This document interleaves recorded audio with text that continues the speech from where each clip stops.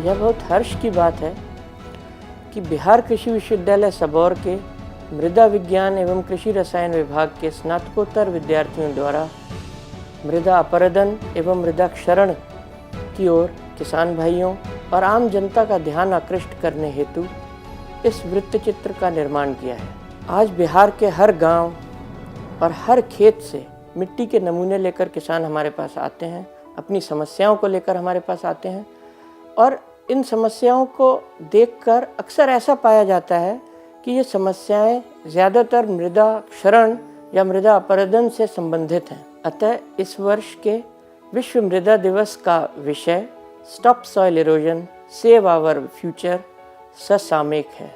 हमारा विभाग इस दिन को सोलम सेलिब्रेशन के रूप में मना रहा है।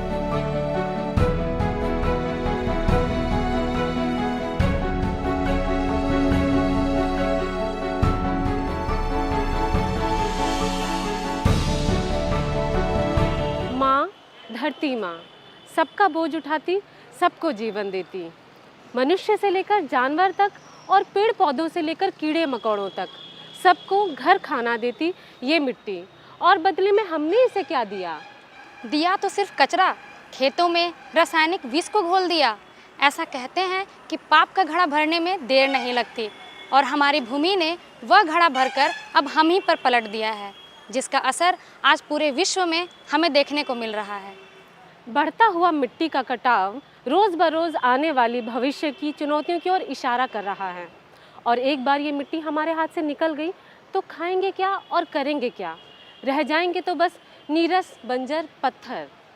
क्या आपको अंदाज़ा है कि हमारे देश में लगभग 150 मिलियन हेक्टेयर तथा बिहार राज्य में लगभग 12,000 वर्ग किलोमीटर भूमि का क्षरण हो चुका है। रानी दियारा की घटना इसकी एक ताज़ा उदाहरण है। इसीलिए मैं ममता MSc फर्स्ट ईयर स्टूडेंट और मैं महजबी PhD स्कॉलर बिहार कृषि महाविद्यालय के मृदा विज्ञान की तरफ से आपको इस समस्या से अवगत कराने आए हैं, जो सुनने में तो बहुत ही छोटी है, लेकिन भविष्य में इसके परिणाम भयावह हो सकते हैं।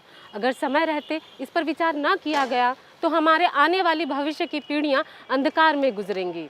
जैसा कि हमारे किसान भली भांति यह जानते हैं कि मृदा में उर्वरता की कमी आज एक बहुत बड़ी समस्या है। खेतों में पोषक तत्वों एवं सूक्ष्म जीवाणुओं की संख्या में कमी होते जा रही है, जिससे कि फसलों की उपज पे सीधा नकारात्मक प्रभाव पड़ रहा है। बाढ़, प्रदूषण, खेतों नहरों की मेड़ों का टूट जाना, सड़कों और रेलवे मार्गों का कट जाना इसी के तो दुष्परिणाम हैं, जिससे मानव जीवन अस्त व्यस्त हो जाता है। जैसा कि आपने जाना, मृदा अपरदन से क्या क्या नुकसान हो सकते हैं। कहीं ऐसा ना हो कि इन सब के चलते हम मानव समाज का विनाश हो जाए। तो आइए अब हम जानते हैं सुमन से मृदा अपरदन और इसके स्वरूपों के बारे में, और ये आखिर क्यों और कैसे होता है। हाँ अर्चना, तेज बहते हुए हवा और पानी से मृदा की ऊपरी उपजाऊ सतह उखड़कर एक जगह से दूसरी जगह स्थानांतरित हो जाती है। यही है मृदा अपरदन। इसके कारणों को जाने बिना इसका निवारण मुश्किल ही नहीं नामुमकिन है।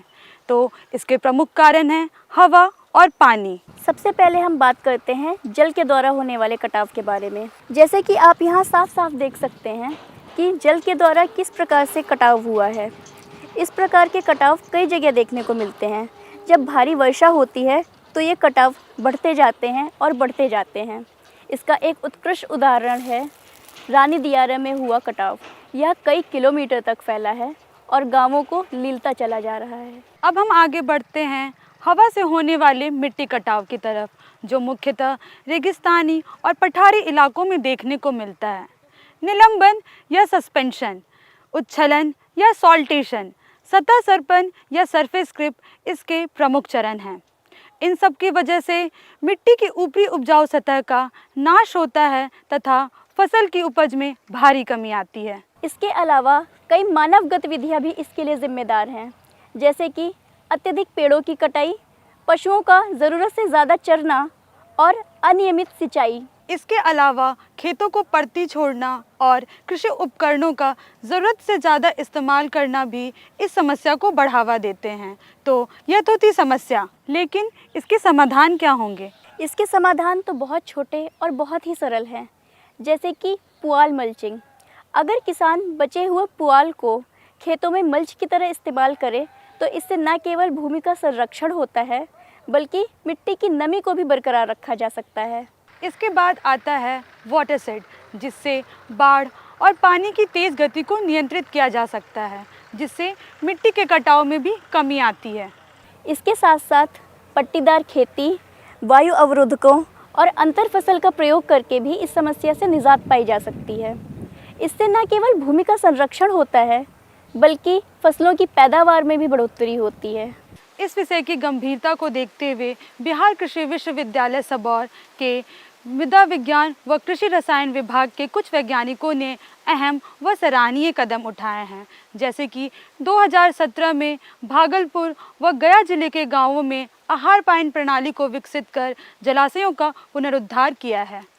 इसके अंतर्गत जलाशयों को गहरा किया गया, उनकी साफ सफाई कराई गई, तलछटों को हटाया गया। अन्य प्रयास है STCR यानी सॉइल टेस्ट क्रॉप रिस्पॉन्स, जिसमें विभिन्न समीकरण बनाकर फसलों को उनकी आवश्यकता अनुसार खाद व पानी दिया जाता है, जिससे फसलों की उत्पादकता तो बढ़ती ही है, साथ ही साथ अत्यधिक सिंचाई से होने वाले मिट्टी कटाव को भी कम किया जा सकता है। इसी क्रम में आता है हैप्पी सीडर। हैप्पी सीडर एक आधुनिक उपकरण है।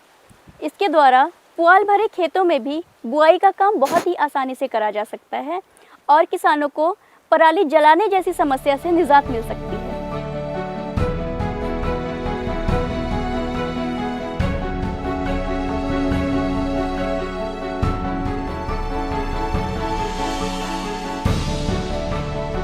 मृदा अपरदन यानी सॉइल इरोजन की समस्या को देखते हुए खाद्य एवं कृषि संगठन ने इस वर्ष विश्व मृदा दिवस को मृदा अपरदन को समर्पित किया है। भारत में लगभग 146 मिलियन हेक्टेयर सॉइल इरोजन यानी क्षरण से प्रभावित है। इसमें पानी के कटाव से 94 मिलियन हेक्टेयर, अम्लीकरण से 16 मिलियन हेक्टेयर, बाढ़ के कटाव से 4 मिलियन हेक्टेयर, वायु द्वारा अपरदन से 6 मिलियन हेक्टेयर तथा 7 मिलियन हेक्टेयर अन्य कारणों से प्रभावित होता है। 1 इंच मिट्टी की परत बनने में सालों लगते हैं, परंतु क्षरण कुछ ही समय में हो जाता है। हमारे मृदा विज्ञान एवं कृषि रसायन विभाग ने भी इस दिन को अपने भविष्य को सुरक्षित रखने के लिए सॉइल इरोजन को रोकने के लिए समर्पित किया है। इसके लिए पूरे मृदा विज्ञान विभाग के विद्यार्थी एवं वैज्ञानिकों ने मिलकर प्रयास किया है।